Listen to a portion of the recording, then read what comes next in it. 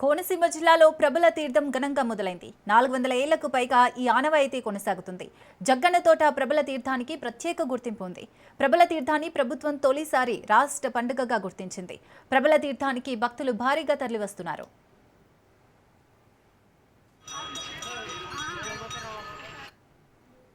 తూర్పుగోదావరి జిల్లా కోనసీమలోని అంబాజీపేట మండలం మొసలపల్లి శివారు జగ్గన్న తోట కొబ్బరి తోటలో మకర సంక్రమణ ఉత్తరాయణ పుణ్యకాలంలో కనుమ నాడు ఈ ప్రబల తీర్థం నిర్వహిస్తారు.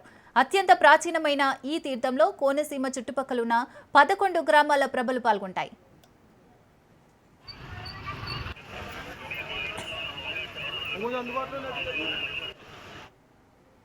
లోక కళ్యాణార్థం ప్రతి సంవత్సరం కనుమ రోజున ఏకాదశ రుద్రులు జగ్గన్న తోటలో సమావేశమవుతారని ప్రతీతి.